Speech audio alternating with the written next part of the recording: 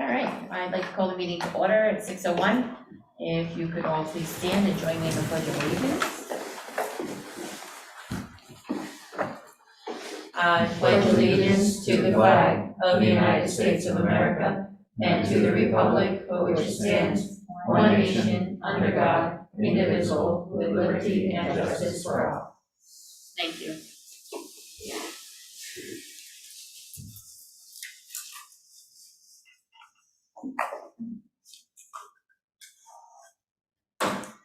We have 6 board members in the library. We have 1 board member via Zoom, that is Bruce Grove from Grafton. And we're looking at, first on the agenda, the approval of both public and non-public meeting minutes of October the 12th of 2021. I will make a motion, we approve minutes, public, non-public, of October 12th, 2021. Second. Yeah. Okay, I did not have. Anyone have any comments?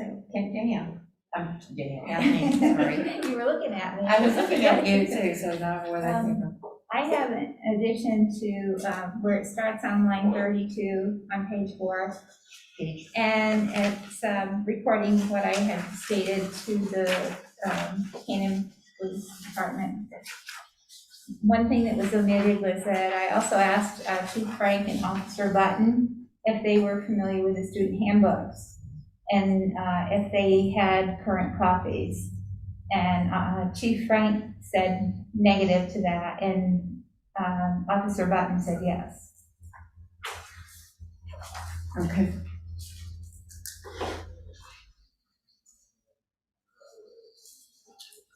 Did you get that, Kim? Mm-hmm. Okay, thank you.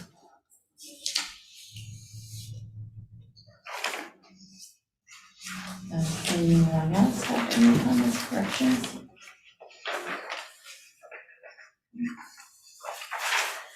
Seeing none, I'll do a roll call vote. All in favor of the motion to pass with the 1 correction, the public and non-public meeting minutes of October the 12th, 2021, signify with a roll call vote. Tim Josephson. Aye. Danielle Thompson. Aye. Kathleen Stacy. Aye. Candace Fry. Aye. Hope Stragnow. Abstain. Thank you. Bruce DeGove. Abstain. And Cookie Hebert is a yes. So 1, 2, 3, 4, 5 to the affirmative and 2 abstentions. Thank you. Okay, we have our first public comment of the night. We do have some public tonight. I think it would probably be best after the COVID discussion, if there's public comment after that, or? Yes, there is. Okay. Anyone else? Do we have anybody in the public tonight via Zoom? There are 2 people there, but nobody has their hand raised.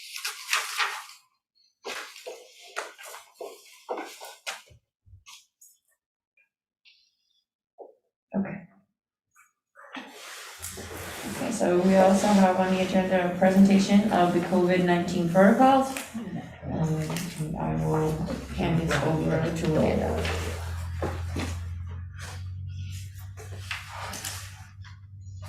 So the presentation will be very brief this evening. It's not a formal presentation, it's more of an update. So we can see that today I sent out 2 COVID letters, received 1 notification after the other notification, the district-wide notification had gone out. I received the second. I thought it was important to send that out. After that, we have seen, and I'm thankful to the community and the parents, we're starting to see a decline in the numbers. I'm no longer sending out letters that say we have 9 cases a day, so 2 cases today, 1 at the Indian River School and 1 at the Enfield Village School. The Enfield Village School was a person out on quarantine, had been out on quarantine, and so then tested positive after that. The 1 at the Indian River School was just another positive case, as we have had. So we are seeing our mitigation strategies continue to hold. We're seeing that, continuing the social distancing is keeping spread from occurring in our school setting.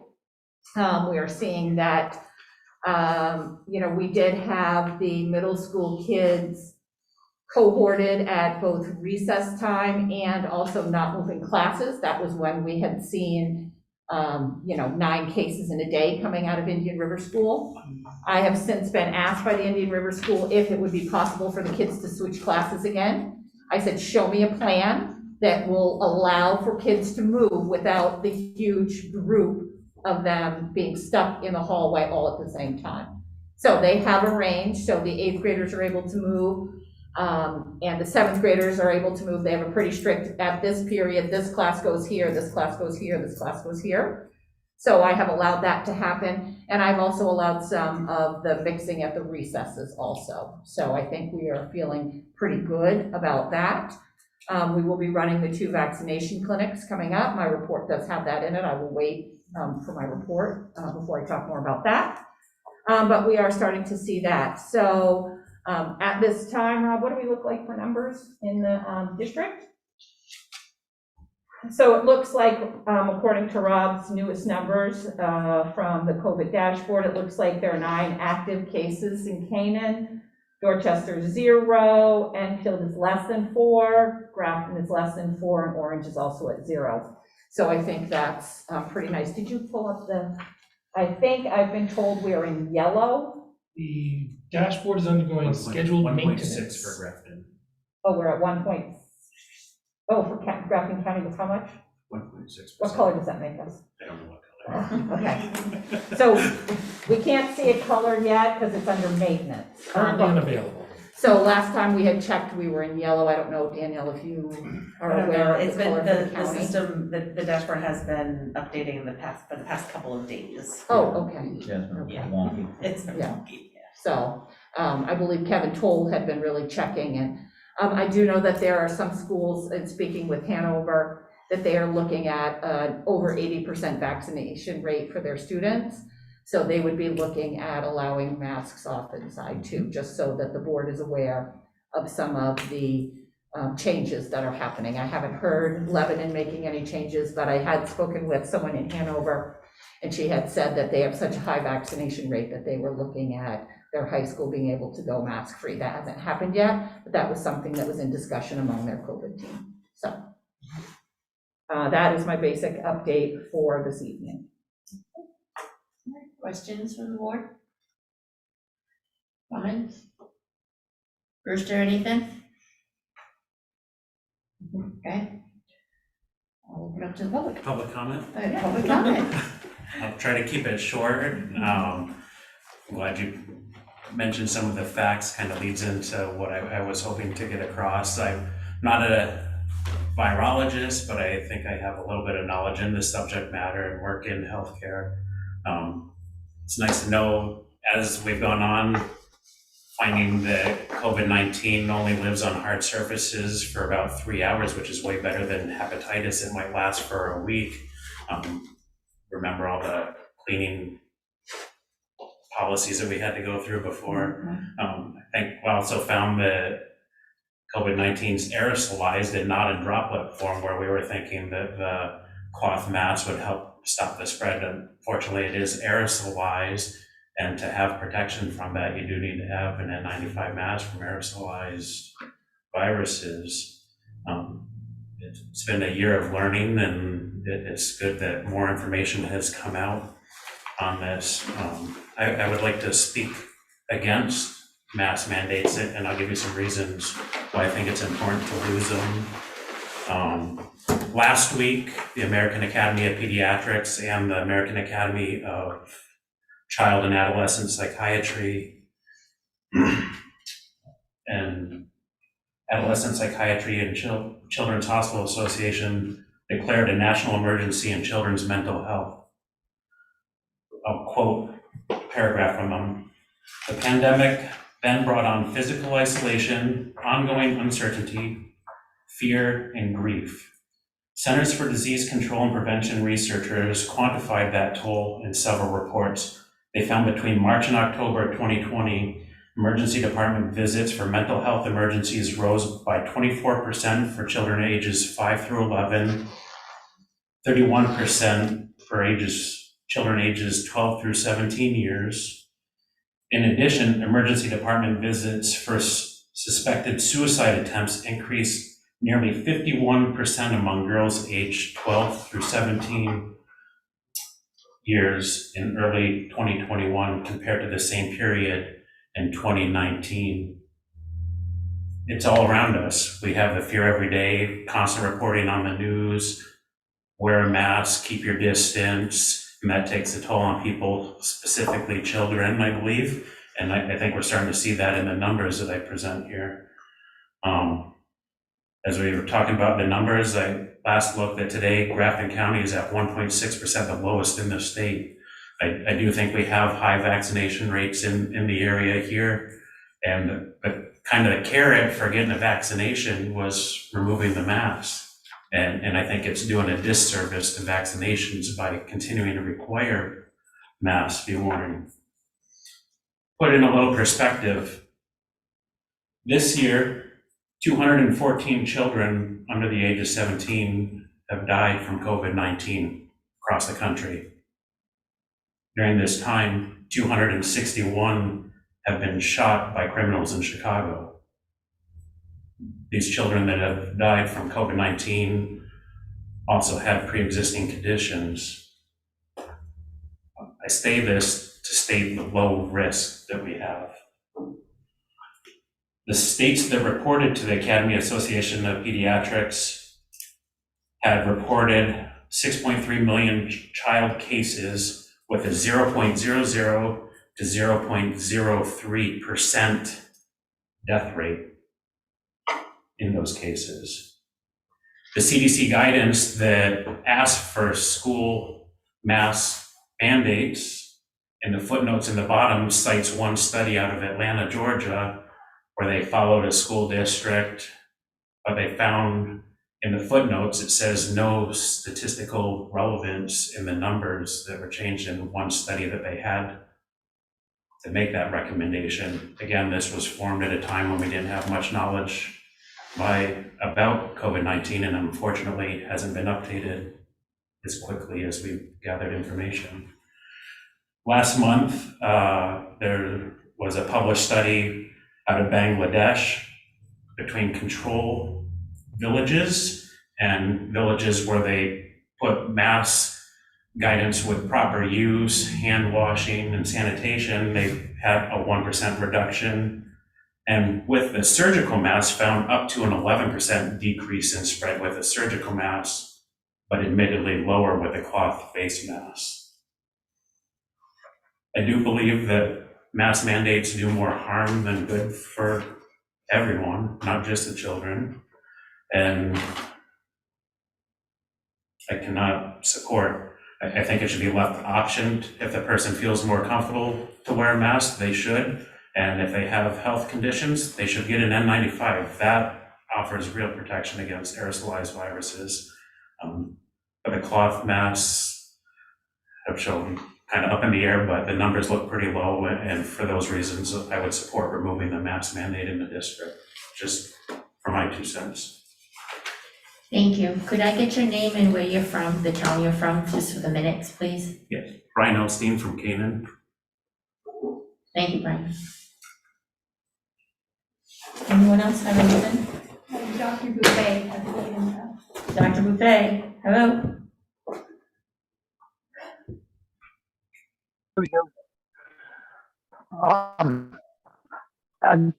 First, a question.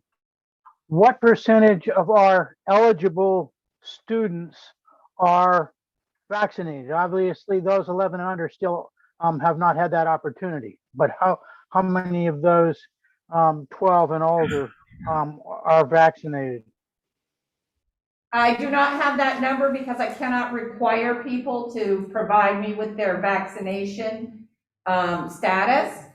However, I am not opposed to sending out a survey to parents to see if they would be willing to provide that information, so that then we could start to look at a more informed decision as we move forward.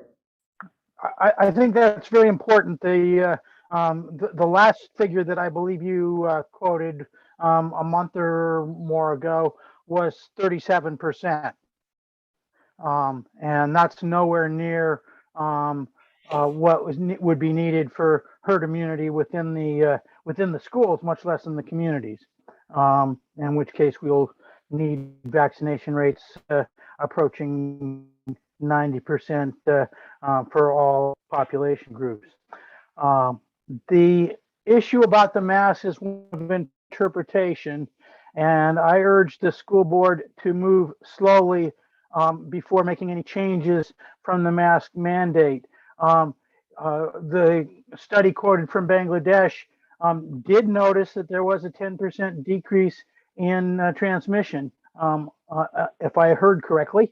And I think that the protection from masks are primarily for those around the wearer and not necessarily for the wearer themselves. I agree with the fact that if you need personal protection, an N95 is what you need, but most of all, you need vaccination. So no hurry to move away until we have good information to base our decisions on. Thank you. Thank you, Dr. Buffet. Anyone else? I just want to say Dr. Buffet brings up a good point. It's not about the wearer, it's about everybody else around them. And so a kid, at school may not wear a mask, they may take it home, transmit it.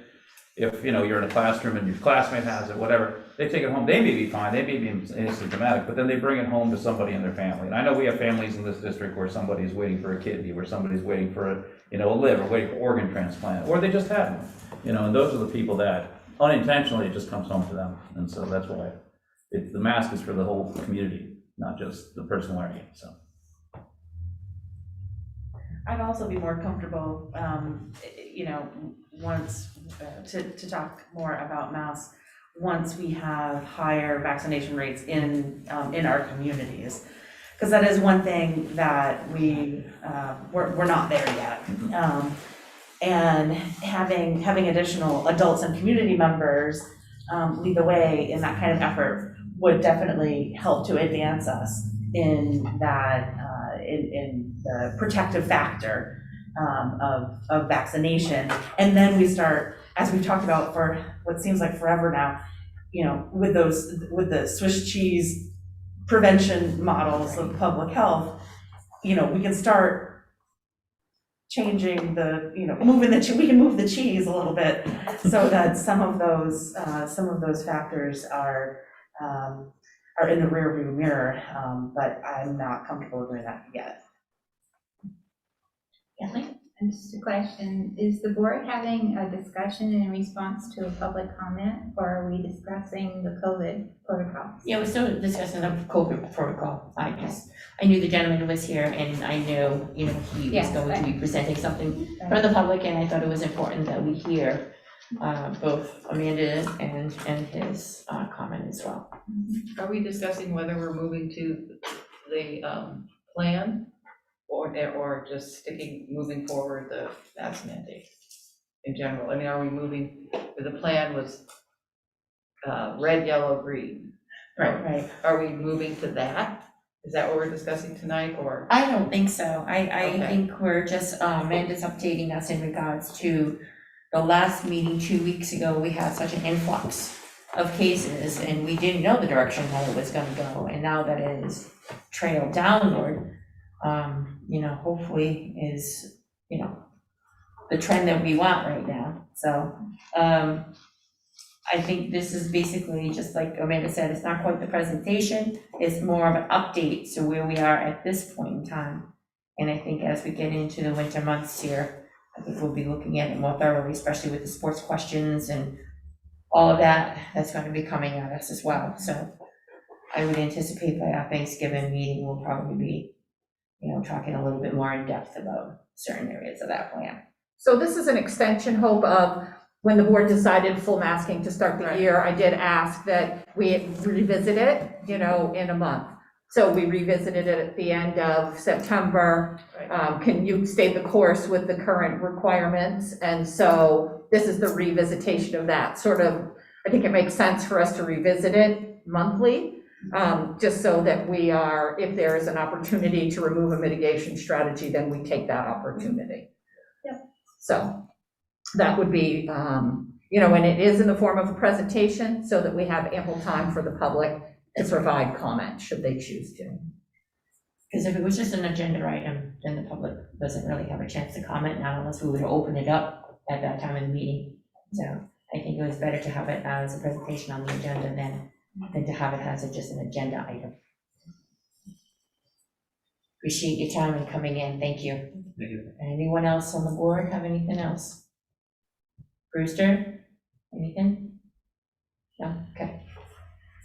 Well, let's move on to. And we'll continue to keep this as a monthly kind of Yes. update. That's why I mentioned Yeah. closer to Thanksgiving, we'd be getting probably some more information in regards to what our mitigation plan would look like. And hopefully the state's dashboard will be Well, up to date by then, and we'll Yeah. know if we're in. And I will put out a survey to parents, call it a survey, but it would just be information gathering so that we know how many students at each building, 12 and older have been vaccinated, so we would be able to come up with a percentage for that. I think that's important data to also have. Yeah. Absolutely. Actually, I have a question based on that. That just reminded me, because I just saw that they have started approving vaccinations for kids over 5. Mm-hmm. And once that goes through, we can probably look at doing a vaccination clinic at the elementary schools. We will look at And IRS. vaccination clinics at the eligible schools, that's correct. I know that we're not quite there yet. No. There's, I think, for November 3rd thrown around as a date, and I know there is a movement on getting some public health network-based clinics up and running, but it's probably not going to be until at least mid-November by the time that happens. All right, well, fingers crossed that we can do it again. Moving on to continuing business, communications committee, we'll table that to the next meeting in minutes. Co-Curricular, we do have those meeting minutes, and that's from October 18th. 14th. Oh. Oh, 14th, I'm sorry, Yeah. I looked at the wrong one. Yep. So the club fair that we had discussed earlier in the year didn't happen here at the high school just because of COVID restrictions during the beginning of the year, but there were presentations done at freshman orientation. Talked about having club fair potentially in that sweet spot between the end of the winter season and the beginning of the spring, so that people could be thinking about it and making connections and thinking about the upcoming year. The survey was done for the high school students as far as what they were looking for, what kind of programming they were, they either attended or would like to see, whether that's days, topics, themes, after, timing, that sort of thing. So there was some good information there. It's still ongoing, and there's still opportunities. There were, I think, somewhere between 50 and 60 responses at the time that it was presented at the committee meeting. So that's still open, and I think Riley was hoping to get a few more students there. And then a similar survey will also be used at IRS. So at our next meeting, we'll have some information about IRS student interest in clubs and that sort of thing. We did talk about student athlete recognition.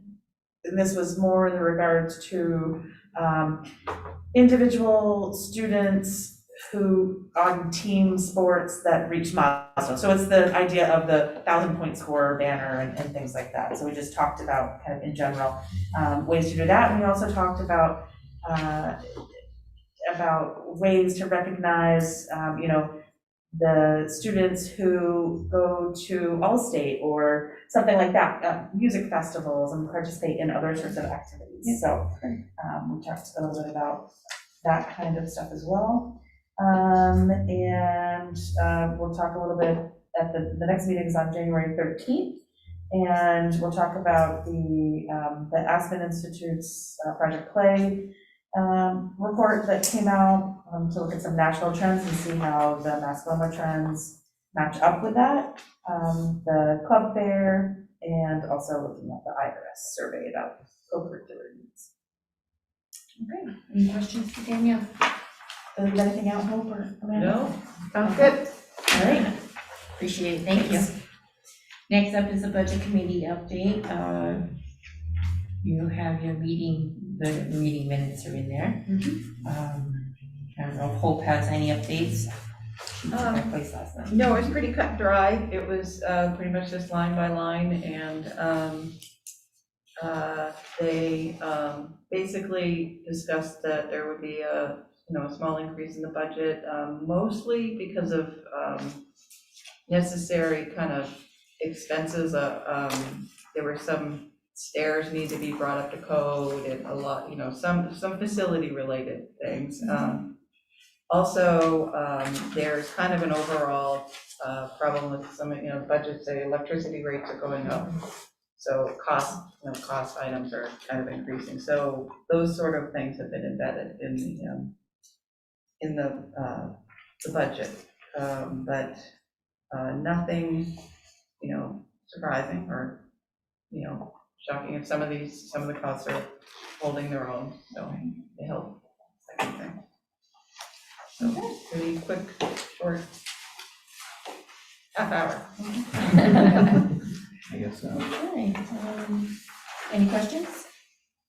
Just a note, if electricity prices going up as they are, it's probably a good time for us to revisit solar and what we can do, either with our land or this land or the top of this roof or any large roof that we have. Has Canaan joined the electric, No, conversation around the electric purchasing? Enfield is doing. Enfield is. Yeah, that would be good to see if we can, because I don't know what we as a district can do as buying power, to join an electric buying program like that Yeah. for the, I don't remember exactly, but it has to do with all the deregulation and stuff, the transmission fees or whatever.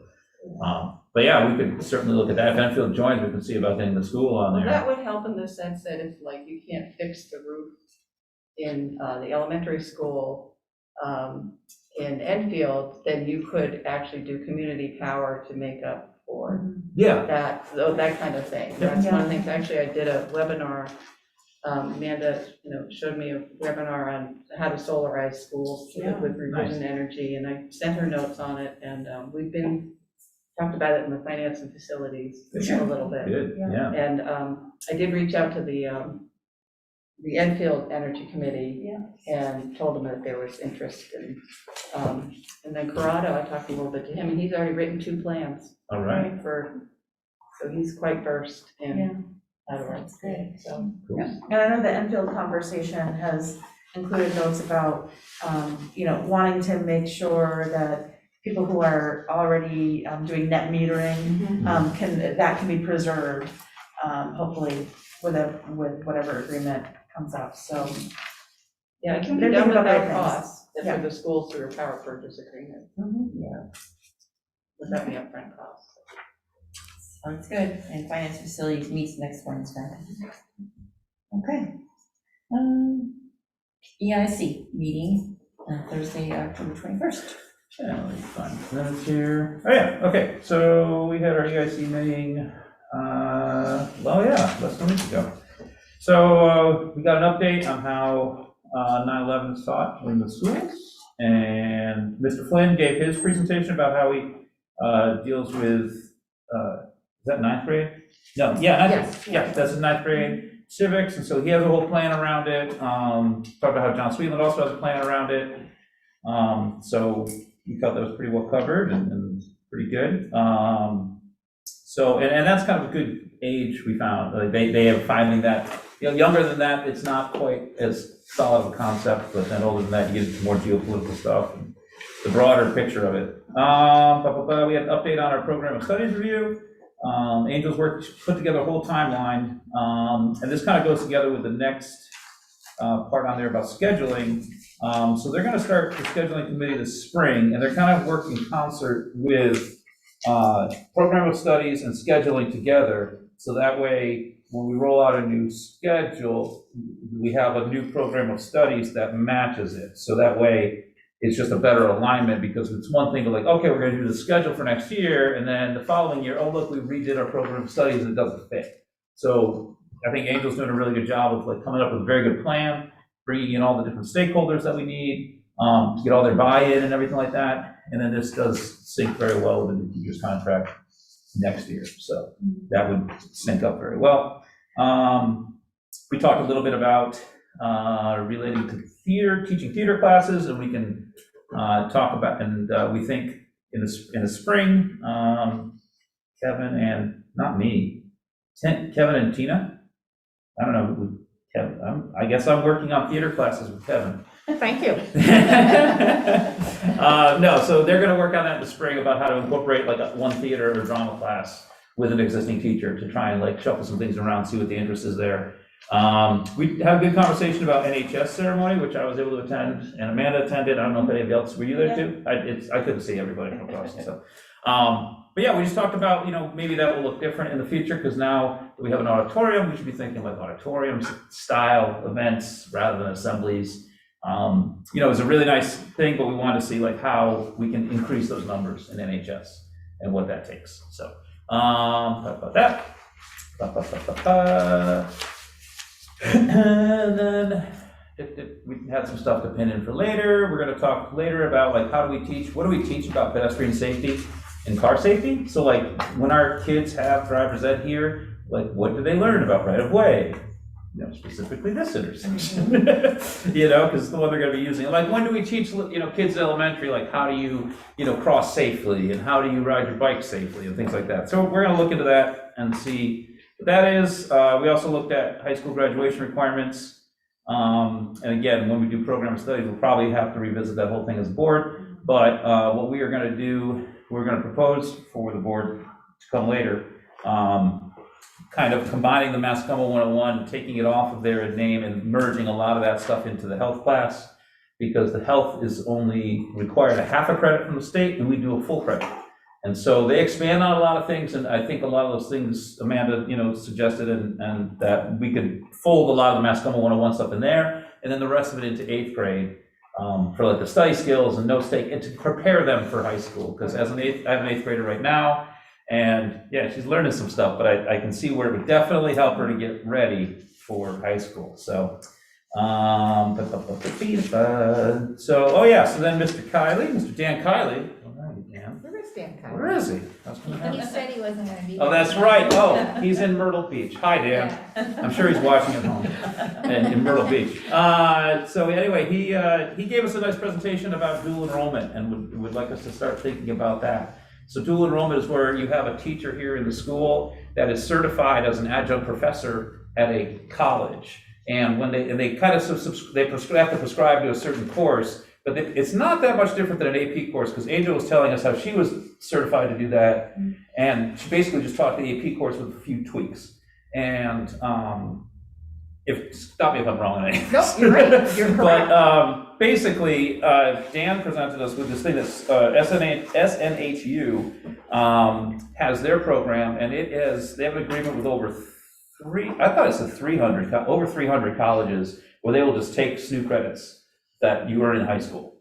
And, my nephew did something similar out in California where he earned credits during his high school, and he came out with an associate's.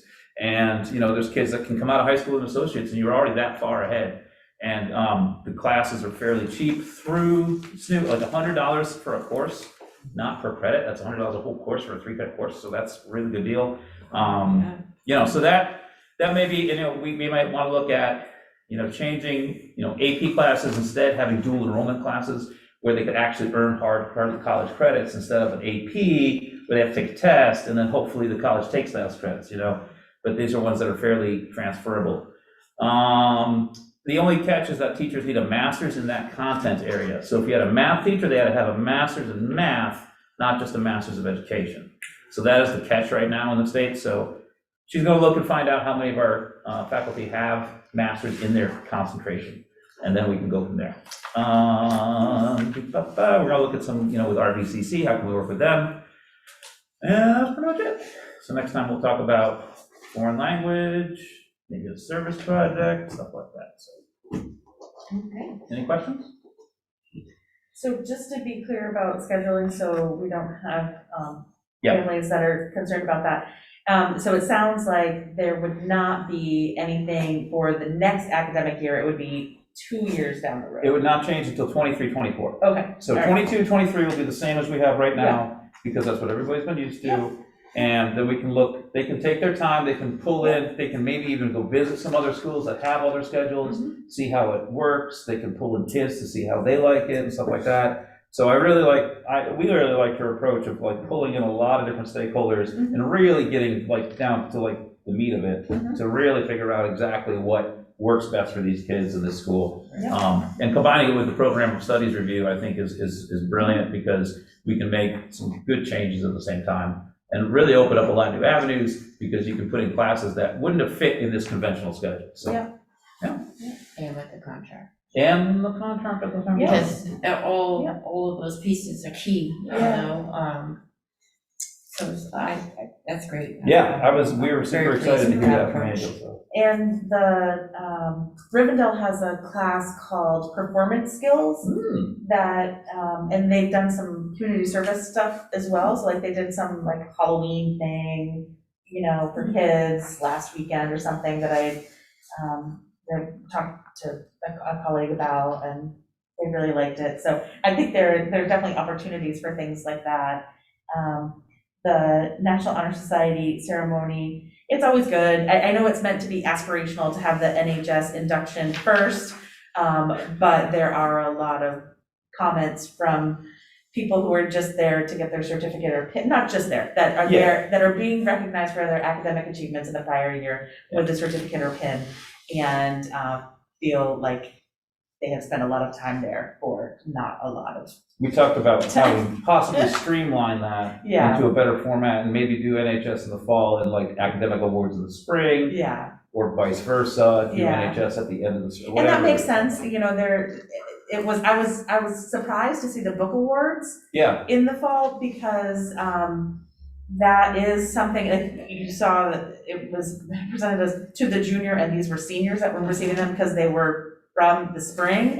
And, you know, so for some of these students that receive book awards that have scholarships associated with them, usually it's tied to an early decision application, which is, we're super late in the game for those students to add another college onto their list and try to get all the documentation and see if it's really a good fit for them. So it's kind of a missed opportunity, and I liked being able to hear about those awards, but I felt bad that those students maybe didn't have the opportunity to pursue the full kind of award they had.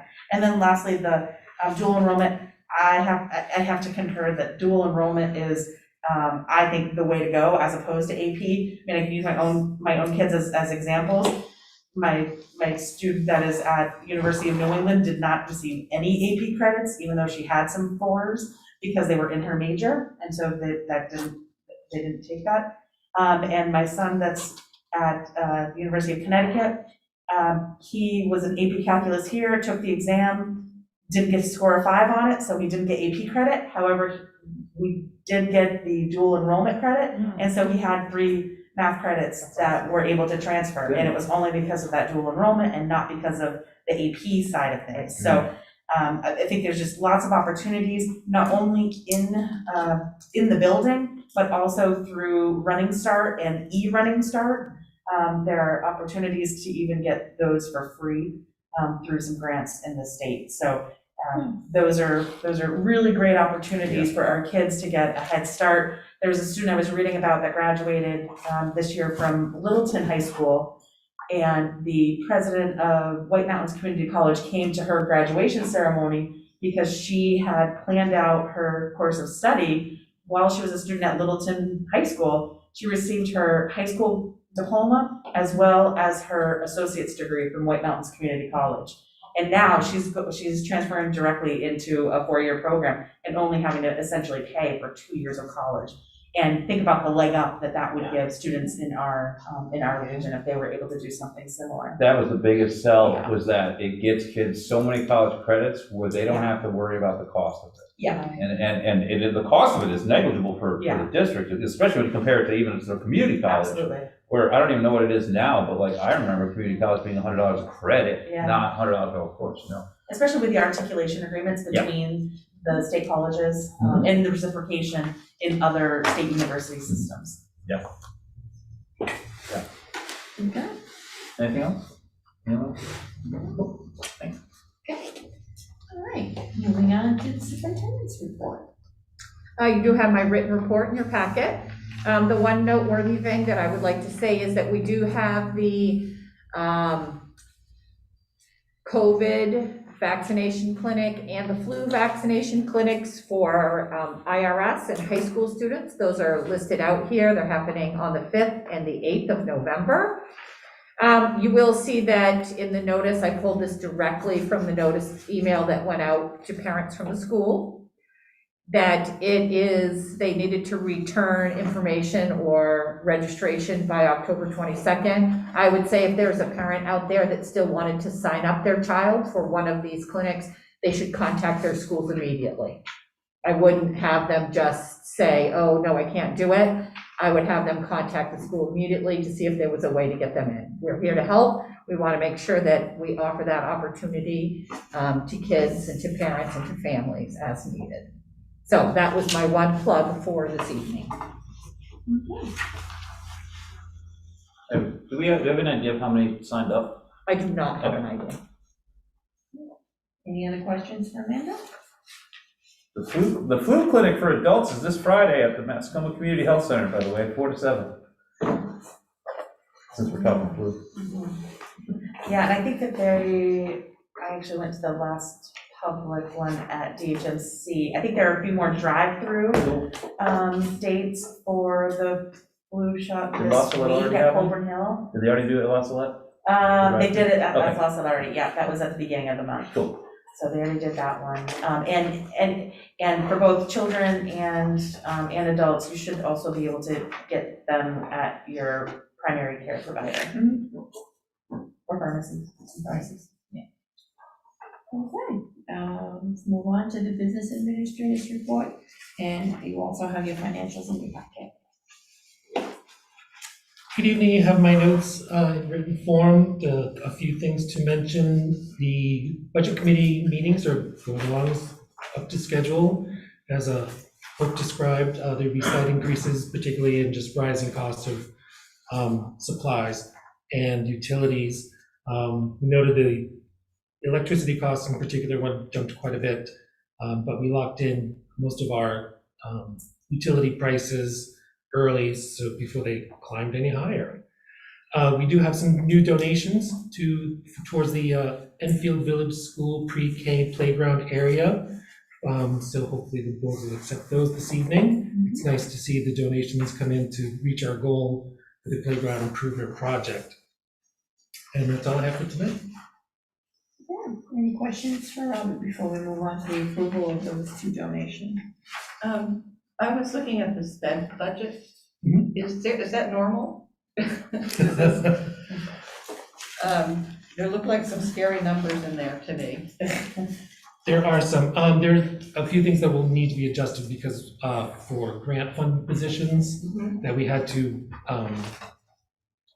class in the budget first before the grant was approved. So there will be adjustments as we go along. But I mean, in terms of overall, are we? Overall, we are looking at accommodating 3 out-of-district placements that we're not budgeted for. So we will be looking at pulling some funds from the capital reserve, from the special ed capital reserve fund also to better balance this out. There was But yes, there are some scary numbers there, special ed wise. 609,000. You're correct. That's the number I'm looking at. Yeah, Okay. you are correct. Thought I saw that right. Yeah. Yeah. It is scary. Okay. Anything else on the budget? Okay, we have 2 donations, one from the Enfield Mascoma Lions Club Incorporated in the amount of $1,000 to Enfield Village School for their playground. And we also have a $1,000 donation from the June M. Rock Revocable Trust for the playground as well. I'll entertain a motion to accept both of those. Oh, okay. I'll make a motion, we accept, donation from $1,000 from June Rock and Joe Gosler, and a donation of $1,000 from the Enfield National Alliance Club for the, Enfield Road School playground. Second. Thank you, Danielle, for a second. Further discussion on these? Thank you, thank you, thank you. Absolutely. Very generous. Okay. All those in favor, roll call vote. Tim Josephson. Aye. Danielle Thompson. Aye. Candace Fry. Aye. Hope Stragnow. Aye.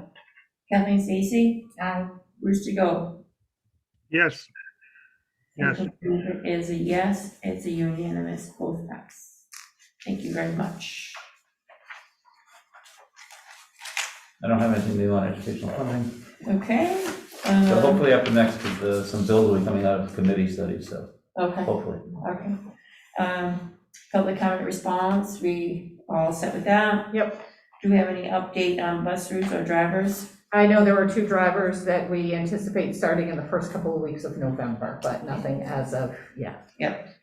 Okay. Delegate assembly update? Oh, yeah, so, we had our delegate assembly down in Concord, a week and a half ago. And it went very well. It was at the Grapponi Center, we were all spread out, thankfully. And, as far as, whatchamacallit, the resolutions that went forward. So what we did instead on our resolution about a student, representative scholarship, it was defeated as a resolution because they got up and they said, well, we're not gonna take this as a resolution, but we will take a straw poll of the delegates afterwards to find out, like, how people feel. So it was voted down, unfortunately, that felt bad. But then immediately I made a motion to get a poll of the audience to see what they thought about the idea, and that was overwhelmingly, like, everybody but 3 people voted in the affirmative. So it was by far very popular. Other people from other districts spoke up in favor of it, and it was really nice to hear that they are gonna go forward with this plan to award 5 different scholarships to student representatives who serve on their school boards and come up with criteria that are similar to the ones that they give for kids and grandkids of school board members. Nice. So they'll do the exact same thing. Hopefully roll it out for like the end of the school year. They didn't get a date, but hopefully they get that done by then. But that was really cool. And as far as the other resolutions, they were all acted on as nothing got reversed from whatever the recommendations were, so everything that we said yes to, we said yes to, and we said no to, so whatever it was in your packet, that's the case, so. Okay, Yeah, I appreciate you doing that, that's Tim. my pleasure, Thank you. always a fun time. All right. New business? Well, we have already jumped the gun and we already approved the $2,000 donations. The third one is the behavioral health and wellness grant request for up to $50,000.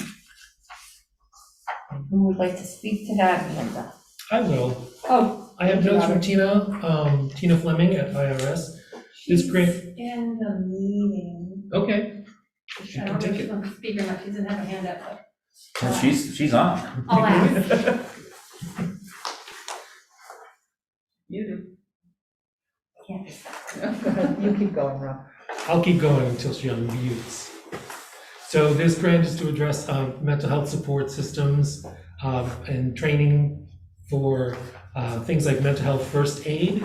It's an 8-hour course, will be taught by Carolyn Christie. CPI classroom climate will be taught by a certified trainer named Erin Mills. And trauma-informed classroom development, again by Erin Mills and Carolyn Christie. So these are designed to address trainings towards multi-tiered support systems. Tina, are you with us? Did I miss anything, Tina? I didn't think she was gonna call. What was the second thing, Rob? You said trauma-informed and something else they're teaching, Mental health first aid training, mental health first aid. right, and trauma-informed classroom development. Is this the first time that we've done this wellness program? This would be the first time that we've applied for this grant, yes, to But- do But is this there kind of already an training. existing program that covers similar? We have a social emotional learning program that does go into some depth, but this would be more intensive training for our teachers and more supports for our students. So this is the next level, if you will. So I think we're looking for permission tonight for us to go ahead and apply for this grant. I'll make a motion authorizing administration to apply for this grant from the New Hampshire Department of Education for mental health up to $50,000. Second. Hope right now for a second. One of the things, the mental health first aid is an excellent addition to the professional development opportunities within the district. I do hope that we can, and maybe this can be incorporated into the grant, because I didn't look through all of the different things, but I would love to see coaches and co-curricular advisors also attend that. I know that the Connors Climb Foundation, mostly in southern New Hampshire, they've been doing mental health first aid training for coaches, and it's been very well received.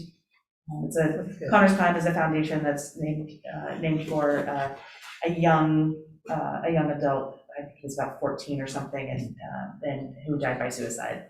And this is part of the legacy, to remember him and to make sure that others have the supports they need in order to not have that same outcome. Okay. Anything else? Okay. Nothing further. We'll take a roll call vote for the approval of the behavioral health and wellness grant request for up to $50,000 at Indian River School, correct? Or is this all? This could be District-wide. inclusive of the district. So primarily from Indian River. Yeah, it's, They're the ones spearheading it. that's Team correct. is the one applying for That it. is Cool, correct. cool. Okay. All right, Tim Josephson. Aye. Danielle Thompson. Aye. Candace Wright. Aye. Kathleen Stacy. Aye. Hope Stragnow. Aye. Bruce DeGove. Aye, aye. And Cookie Keepers and I, and it passes unanimously. Thank you. We look forward to hearing how that you make out. I have a quick question in Yes. there. I noticed one thing, and this is actually a question that you can ask Craig, is that if you do anything with the high school level, it must include the implementation of the Good Life app, which is a new innovative New Hampshire-based student virtual tool to build youth protective factors. I would assume that it is HB 1612 certifiable. If it's not, we will not be going to the high school. I just want to We will run that not be by. training in the high school. I just want to run that by That's Craig. I just correct. want to get Craig's ears to perk up, that's all. Next up, we have a Mascoma Valley Regional High School field trip to La Salette, and they're looking for approval. And it looks like they're going to La Salette for the trunk and treat participation with the community of Enfield. And the event is sponsored by the Enfield Police Department. And we have 3 chaperones. We don't have a number of students, 15, up to 15, so Up not an to- exact number, but up to 15 students. 15-ish. Yeah, I got you. Okay. And there are three clubs. that are Yeah. listed.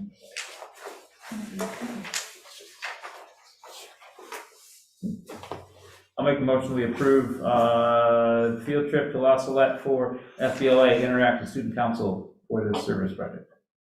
A second.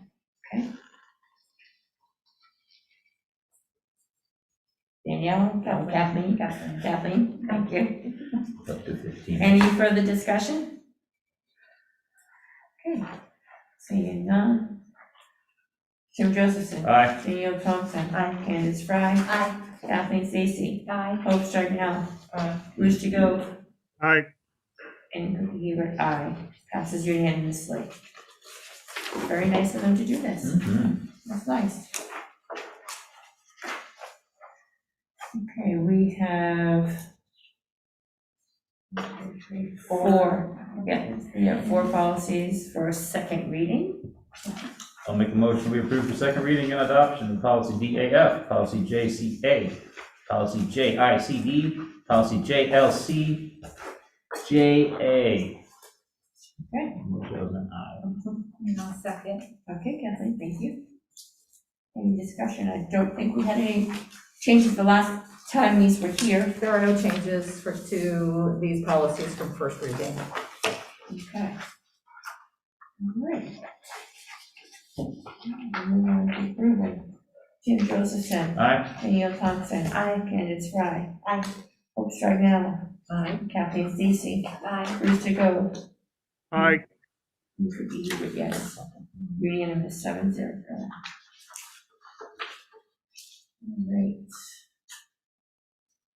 Agenda items for the next meeting, we will include the communications Yes, committee thank you. report. I promise. Yes, I okay. promise we'll have minutes. Just a note of record, there was a letter from the office of the Grafton Selectmen in regards to budgeting, and I would like it noted in the minutes that the board has received that letter, and each board member has a copy. And we will take that under advisement, and we thank them for their input.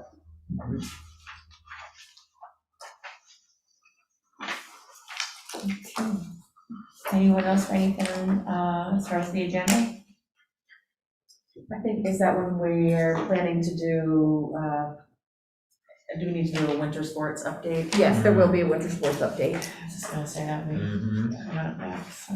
So you know Just a question in general, I wanted to, thank Angela for the curriculum assessment. It's in the packet, it's great. Is that like on a quarterly on the agenda? An overview? it. This is new from This is new. Angel, so. Yeah. So we will be including Angel in the quarterly reports, Okay, yes. that's what I Because was. you had requested that Yeah. before. Yeah, I just. Yeah, didn't so know she how will be that- also submitting the quarterly report, yes. Okay. Do we have any public comment?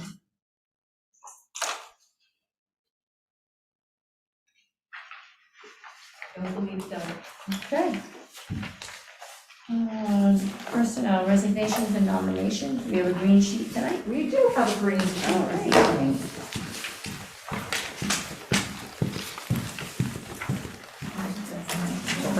Thank you. Thank you.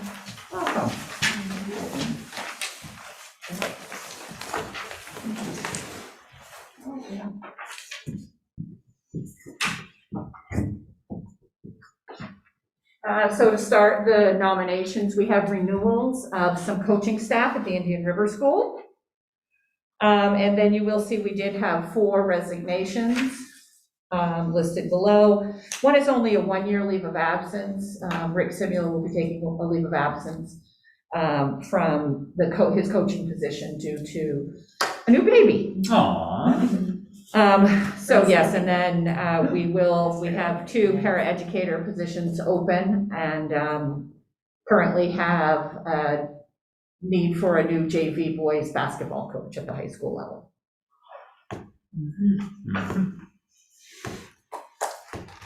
I'll make a motion that we approve renewals and resignations as presented.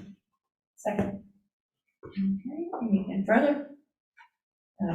Kimberly, your screen's gonna shut Oh. down. We don't want to lose Brewster just yet. Can't lose I didn't see any of this, so you didn't send it to me. It's in the It's in the packet. packet. Oh, he doesn't like. Oh, that's what they look on. What's that? It's in the online packet, I think they were saying. It is, Yeah. yeah, but I think he gets a paper one before. Yeah. Well, I can't do both. Sorry. Okay. Do you want to see them before we vote? Can No. we maybe hold it up? What's this? Hold on. Rip her out, buddy. Yeah. Wait for it. Don't Oh, wait. bother, I can't read it anyway, so. Go ahead. Here. There you go. This is why Yeah, we there you need to go. hear Brewster. There you go. There's Take a the name. screenshot.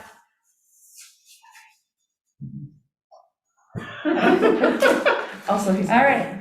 Thanks, Brewster. All right, there's nothing further. Roll call vote. Tim Josephson. Aye. Danielle Thompson. Aye. Candace Fry. Aye. Hope Stragnow. Aye. Kathleen Stacy. Aye. Bruce DeGove. Yes, And Hebert, yes, 7 unanimous passes. I would presume that one of his assistant wrestling coaches is taking over. Yeah, sure. I do not have a nomination for that yet. Okay. We'll see what Rodney comes up with. I would assume, but I I don't mean, have a I nomination. know he has some, so that was just my next one. Do we have a reason for non-public tonight? I actually do not have a reason for non-public. Wow. No hiring. Anybody else? Does anyone else have anything for Oh. non-public? You should have a non-meeting then. Yes. Not really. No? No. I'll say next one. Okay. Well, All right then. no non-public, Carolyn. Wow. Make sure that's Yeah, noted. make sure that's noted. That's pretty Goodness. All right, does interesting. anyone have anything else before I adjourn? I would like to say, obviously, our deepest condolences to Jeff Ford's father passing. Yeah. The board has, highest regard for Deb, and we appreciate everything she had done, and you know, this is a trying time for the family. Cookie, before we adjourn, back to agenda items for the next meeting. Yes. I think there was a Route 4 update that, Yes, yes, we need the Route 4 update. So, I have one thing, I just wanted to say, thank you to the Mascoma players for putting on an amazing play this past weekend. They did a performance of Almost Maine, which is a little series of vignettes of like little scenes with like 2 people, maybe 3 in each scene. And we saw some absolutely amazing dramatic performances by kids in this school. And you know, they really dug deep. And I think it was nice because each kid was only in like 1, maybe 2 scenes. And so they were really able to like get to the meat of their character and get into it. And it was just really fun and very creative in some of the ways I did it. But hats off to Skip Chalker and John Sweetland for putting that together and running that. And hopefully these kids all caught the acting bug and do more. Because it was a lot of fun. It was so, like, it moved my mother-in-law. She was crying. And yeah, like they absolutely loved it. People were going nuts. So thank you to them. nice, very nice. Okay, so if there's nothing further, I will adjourn at 7:02. Not a half hour. wow. Now in 1 minute. Okay, thanks, Rob. All right. Not 9 o'clock. We will see. Night, Brewster. Make sure you guys put your candy out for the little trick-or-treaters. Brewster? I'm coming to your house, Brewster. Yeah, you're gonna. We're gonna come trick or treat at your house. We'll come visit you. You see my porch? Yep, not yet. I'm gonna come see it. Well, you better be dressed up in a Halloween mask, or I'm not All gonna. right. We can do that, We can do that. yeah. Yeah. No, you gotta see my front porch, out front. All right. All right. I went by, but it was during the day, so I did not see the purple. Night. Night, thank you, Camla. You're Bye-bye. welcome.